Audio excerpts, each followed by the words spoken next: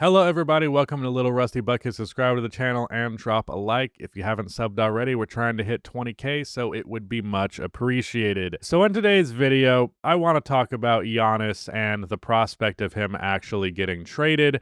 It felt inappropriate to make this video as just a straight up Rusty Buckets, formerly also Rusty Buckets video, just because we don't have like official word towards this trade actually even being something that will happen. But I do feel as though the tides have turned in a way that is not recoverable from. The Bucks are really in quite a hole. I believe, at least if I'm remembering correctly, if this schedule is supposed to line up properly, the Giannis video will be coming out like right after the Bucks one does, around there. So there will be a longer form video discussing my issues with the Bucks, why I think they're falling apart, but I want to just talk about purely trades here, and what teams could potentially trade for Giannis, what those packages may look like, who would be smart to do it, who would be a little silly. With that in mind, I don't really think there are a ton of teams in the Eastern Conference that make a lot of sense, which absolutely sucks because if Giannis ends up going out to the Western Conference, then the guys who I would assume end up making up the four best players in the NBA will all be in the Western Conference, which is fucking nuts. So I'd rather him not go there. But there's not a lot of teams in the East where a Giannis trade makes a whole lot of sense, or if it does make sense for them, they don't really have the assets for it. The Brooklyn Nets, you can maybe look at that as like, we'll trade for him and build around him, but pretty much any player who would be any good that would go on in this deal would take away from the roster being remotely good, and they would probably lose draft capital, and it just wouldn't really work.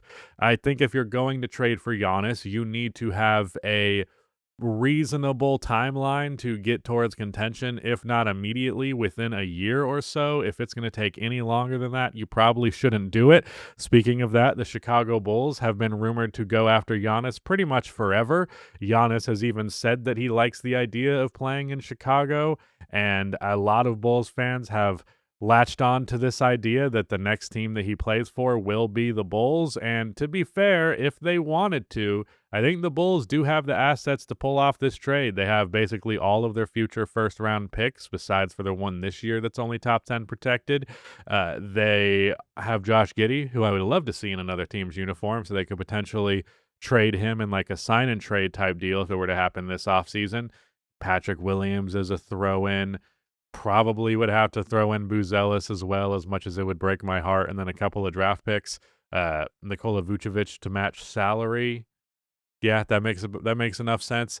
But other than that, you'd pretty much be gutting most of the roster. You'd have like Io DeSumo, Lonzo Ball, Jalen Williams.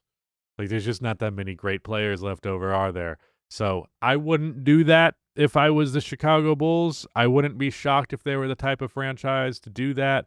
I wouldn't be shocked if Giannis just ended up leaving Chicago right after. So doesn't make a lot of sense. Maybe the Atlanta Hawks could try to get in on him. They have a good amount of young players. I think they still don't have outright flexibility with their draft capital, though, as a result of the DeJounte Murray trade. I still think there's at least another pick tied up in that. So that one really don't make sense. The Miami Heat are a team that he's been rumored to go to before, but I feel like at this point there is too much of a rivalry there, too much of a negative association to the point where I think the Bucks would just be disinterested in trading with the Heat. Maybe not, especially if Giannis specifically wanted to go to the Heat, but I wouldn't guess that. So unfortunately, it is indeed the Western Conference that just makes way more sense. So there's a couple of these teams that I think would be great. The Denver Nuggets. They could kind of just say, we'll give you everything besides for Nikola Jokic, and we'll figure the rest out, and it would work towards their favor. They would probably have to ship other guys out for draft capital because they won't want a whole roster, but you get Giannis and Jokic together, you figure everything else after, and it's completely fine. Like, you do that move every day of the week. So that would be crazy. I think they have all of their draft capital, and I know they got contracts to match, and, Christian Brown's a young guy. Peyton Watson's a young guy. You could third team Jamal Murray, something like that, get more assets going towards Milwaukee. That is a deal that I actually think could happen. I didn't even really stop to consider it until just now, but it does make a good bit of sense. Minnesota Timberwolves don't have the assets. The Thunder do. If the OKC Thunder want Giannis, they can have him, which is a little bit of a scary thought, to be sure. I think if you just did J-Dub Hartenstein and like a couple firsts, that more or less gets you the deal done. I don't know how many firsts it ends up having to be. Maybe they also want tangible players in this, so you're going to have to do like a Case and Wallace type of thing, which would be fine. They can make it happen if they want it. Straight up, if they want Giannis, they got Giannis. That said, with the fact that I believe Giannis is officially 30 years old. Yeah, he is 30. He will be 31 next season. So not old, but he doesn't quite fit the timeline super well for that era, or for the timeline of the rest of that team, specifically Shea and Chet. So at the same time, I believe Shea's like 27. He's 26, turns 27 in July.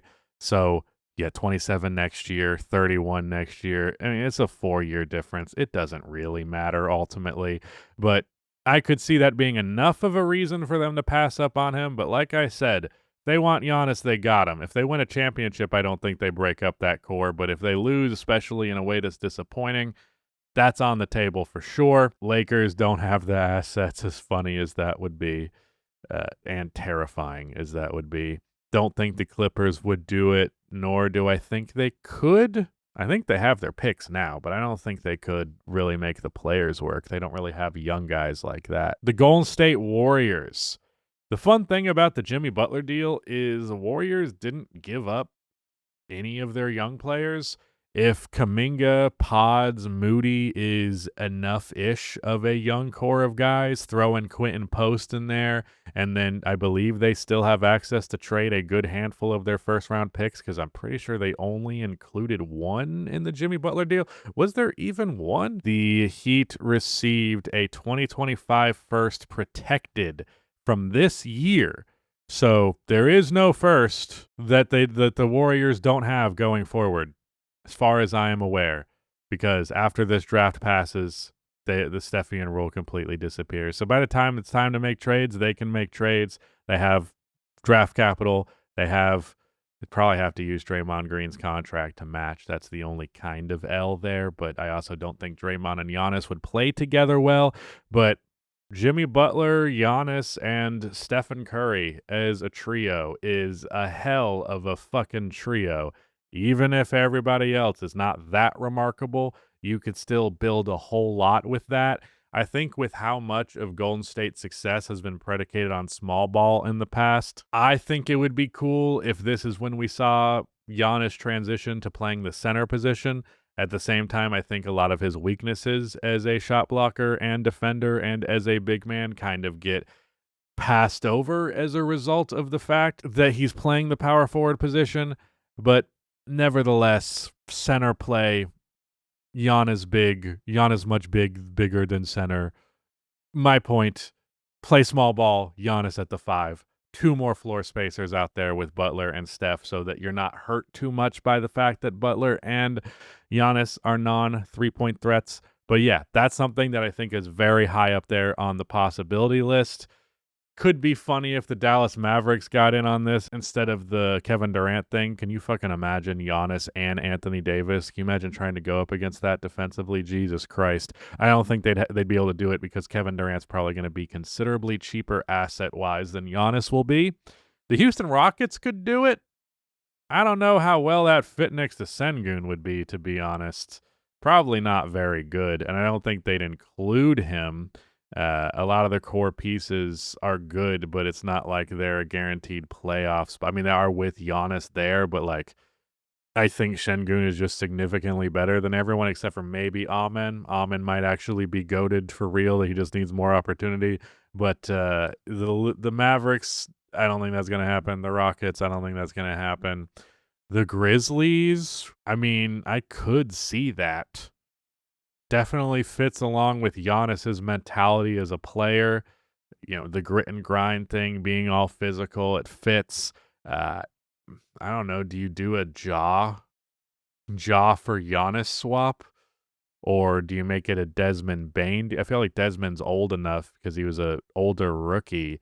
He's probably damn near 30 at this point himself. Yeah, he's only 26. I could have swore he spent like 3 years at college. Maybe he still did and I'm just bad at math. Either way, they have a good enough player that they can throw in, plus they have their draft picks. They have like G.G. Jackson.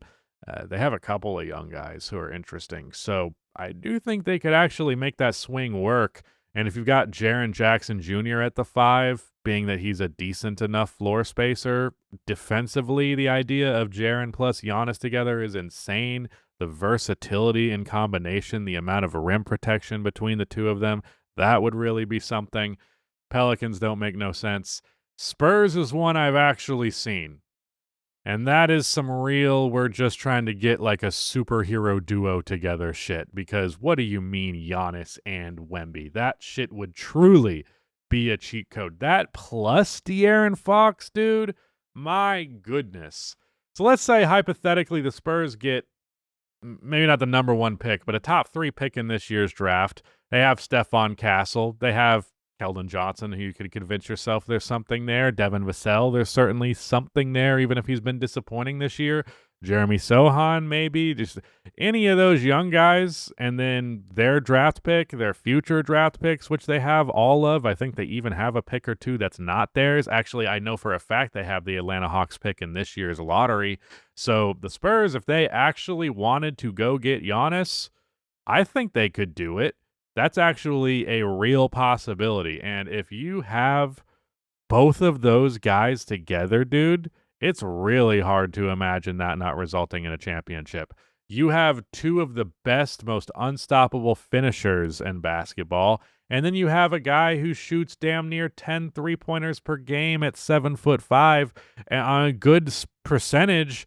So he's going to be able to space the floor as a 5 better than Brook Lopez ever did, because he's a high volume, good percentage guy. Not a, if they leave me wide open, I'll wind up this deep ass 3-pointer. No, Wemby will pull up off of the dribble in your face from 3.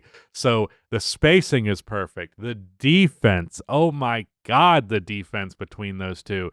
Having De'Aaron Fox out there as a playmaker, being able to dime up Giannis and Wemby. What if you run a play? How do you defend Spain pick and roll with those two? Or what do you do with a double screen up top? Wemby's going to pop, Giannis is going to roll. Or maybe they switcheroo you and you think maybe they both fucking roll and you just throw it up at the rim and you know that someone's going to catch that shit and put it in that's not the opponent. The possibilities there are actually endless, and I'm actually... Man, I'm kind of working my way towards that being the take, that the Spurs should go all in on Giannis this offseason. I believe they traded 1 first of their own in the De'Aaron Fox deal. They may have, fuck it, we're going to do this one too. The Spurs gave up their 2027 first round pick. So that is, I believe that will impede them from trading 2026 and 2028. I think they could still trade 2029 and 2031. I think they still have access to that, but it might end up being a little pick shy because of the Stephian rule. God damn it, Stephian. You had to ruin this shit for everybody. So yeah, going through my top teams for Giannis, obviously the OKC Thunder are number 1, but after that, I think I would go Golden State, second most likely team. Let's say Denver, 3rd? That's crazy. Spurs, 4th, most likely. I also think the Heat and the Bulls is a real possibility. I don't think they could make it work because they wouldn't have the assets, but if Giannis did just straight up say, trade me to the Knicks specifically, the idea of Giannis with Cat as his center on the offensive end, plus how he makes up for that defensively, that would be something wild. Jalen Brunson as a ball handler, but that's pretty much the extent of what I can imagine. If there is another team in here that you guys think actually makes sense for Giannis to get traded to, by all means, let me know in the comment section. With the Detroit Pistons, they could. They very well could. I believe the Pistons and Bucks have at least some level of disdain for each other. I don't know how Giannis feels about the Pistons, but that would be something, wouldn't it? I don't see that one happening though. But yeah, Giannis might get traded. Wouldn't that be fun?